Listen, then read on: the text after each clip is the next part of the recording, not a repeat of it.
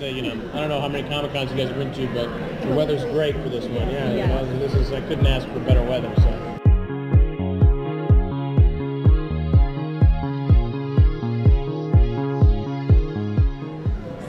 What can you tease about the upcoming season? Let's see, what can I tease about the upcoming season? Well, we don't know too much because we don't get to read the scripts beforehand. We're going to, we're going to keep digging in. We kind of ended on pretty much of a heavy cliffhanger, just with the immigration stuff, with the union stuff. But much like we've always done, we're not going to shy away with dealing with it, and we're going to deal with it respectfully and straight up, and with some good comedy. The fallout of the birds is still happening, obviously. So how is that going to kind of... Yeah, that's definitely still happening. I think Garrett is definitely going to be dealing with his own PTSD from losing his entire shoe collection, which is something very important to him. Having to come to terms with, the type of, he got himself into that mess, It was all because he wanted some tackies from the cage, which led to the birds, and then he couldn't, control himself with Dina. So, Garrett's got some lessons to learn. Do you think there's any other important topics that should be covered by the show that, it handles it so well. It's handled the immigration matter so well. And it's handled, is there anything else it needs to handle? I don't know if I'd say anything else that it needs to handle, but, I think it just needs to continue to hold a mirror up to the world that it's representing.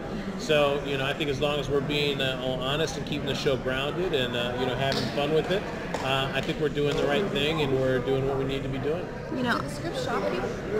Did the script shock me? Yeah, when you read it, when you're like...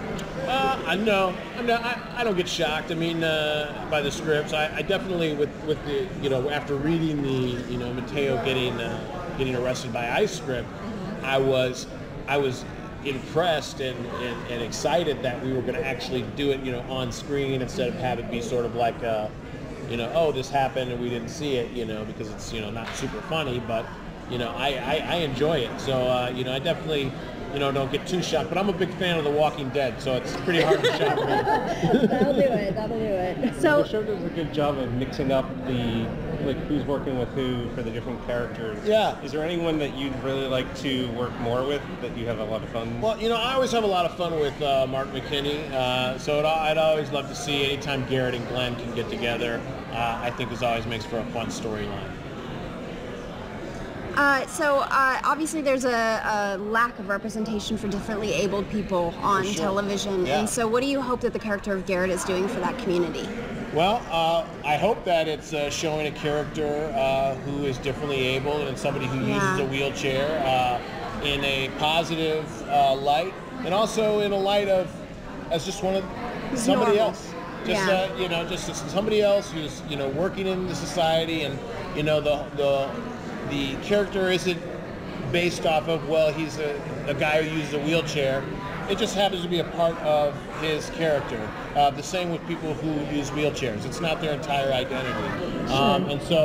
That's what really excited me about playing the character, was to have an opportunity to have some more representation of that type of person who's out there in the workforce every day. Yeah. I hope that it leads to more inclusion of characters with disabilities, and I hope it leads to more inclusion of actors with disabilities. Yes.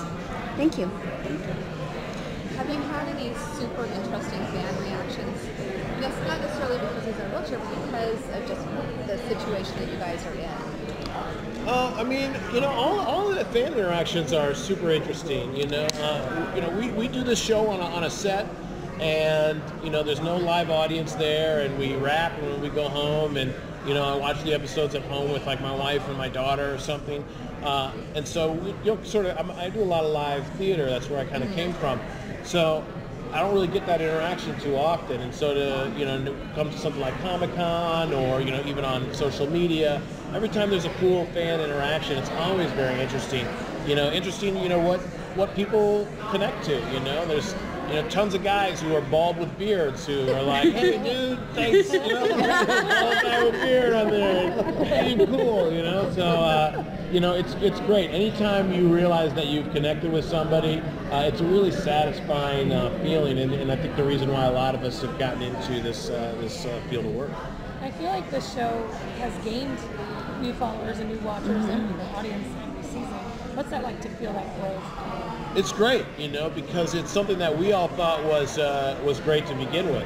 But it also isn't like obviously America is huge, but it's not like a celebrity-driven show. You look at some other shows on television, it's like, oh, this huge people and this huge people. This is a real show. It's an ensemble show, and sometimes those are kind of like almost evergreen to people. But the more and more people who find the show and really get into it and realize how incredible these like everyday people are that we're playing, I think that it just keeps getting bigger. And obviously, nowadays people can find the show anywhere. They're finding it on Hulu, NBC.com, and so I just hope it keeps growing and more people get to find it. Thank you. Thank you. Thanks, guys. Thank you.